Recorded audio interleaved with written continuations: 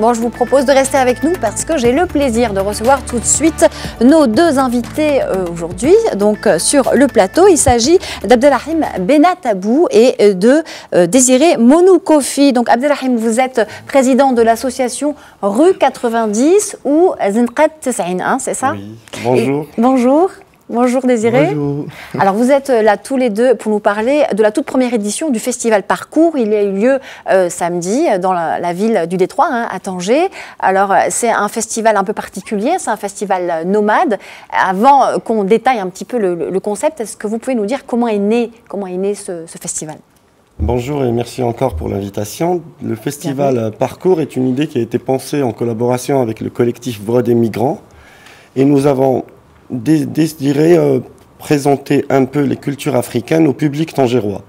Nous avons pensé que la meilleure façon de le faire, c'est de sortir dans la rue et d'aller vers le public, plutôt que de l'inviter dans des galeries fermées ou des centres culturels. D'accord, donc un concept original. Donc on va vers le citoyen, vers le public. D'accord. Alors pourquoi avoir qualifié ce festival de nomade, justement? Parcours et nomade, c'est un peu pour symboliser aussi toute la route que peuvent faire les migrants.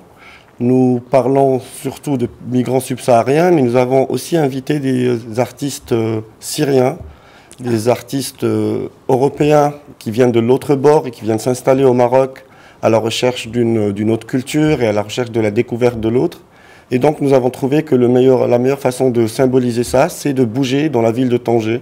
Un peu rapidement, nous faisons 45 minutes de spectacle dans 3-4 différents trucs. Et le principe du festival était que le public doive suivre le festival. D'accord. Alors, pourquoi est-ce que vous avez choisi la thématique de migrants, en fait? C'est un choix qui a toute sa symbolique, il faut dire, dans la ville de Tanger, qui est une ville de passage, en fait. Voilà, Tanger est symboliquement la porte de l'Afrique et la porte de l'Europe. Et donc, nous avons décidé de focaliser sur la migration. Comme c'est un sujet très d'actualité, nous avons voulu le voir d'un côté artistique plutôt que d'un côté politique. D'accord. Qui sont les artistes qui participent à ce festival? Alors, nous avons surtout invité des groupes qui jouent à Tanger, normalement, qui sont de Côte d'Ivoire, de Guinée-Conakry, du Sénégal, du Mali, et certains Marocains aussi.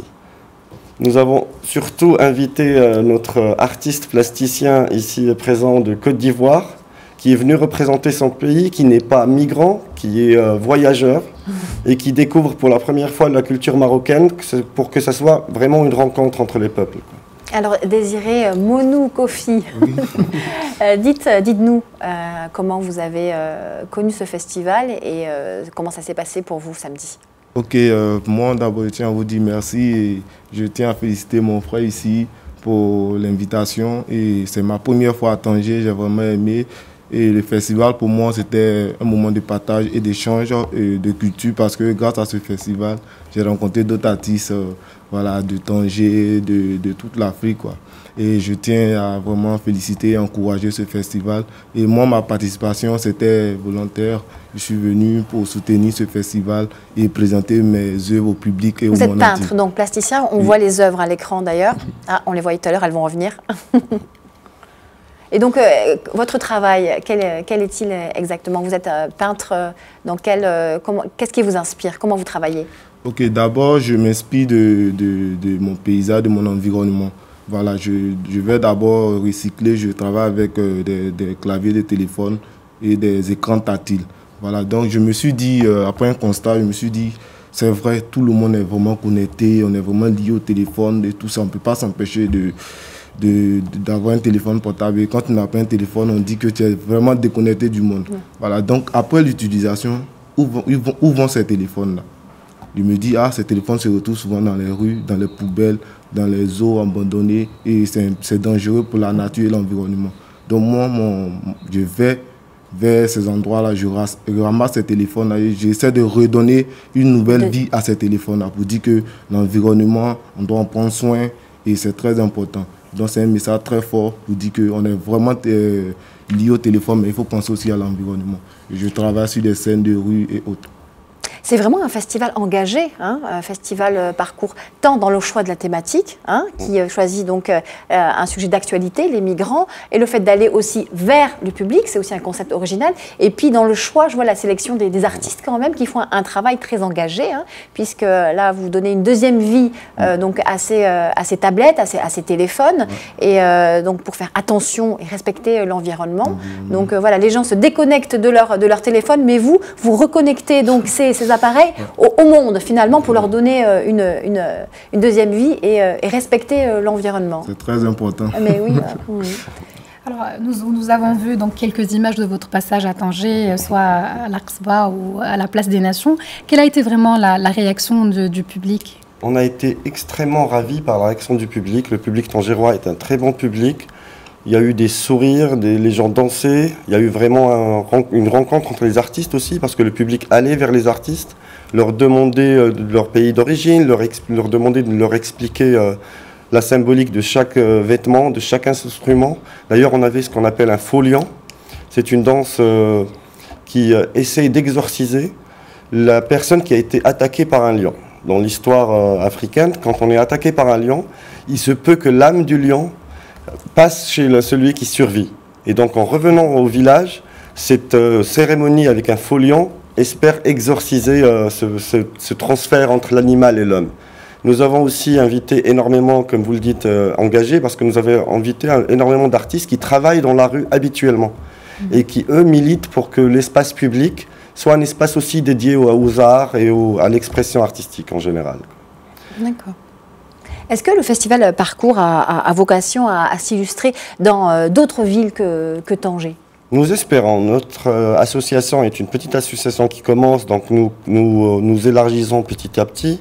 Nous avons premièrement très ciblé le public du nord de Tanger, parce que nous trouvons que c'est un public qui est confronté à la migration et à la rencontre des pays africains et des cultures africaines, mais qui ne le connaît pas tellement. Mais nous espérons effectivement passer peut-être à un parcours qui serait d'une ville à une autre et peut-être d'un pays africain à un autre. D'accord.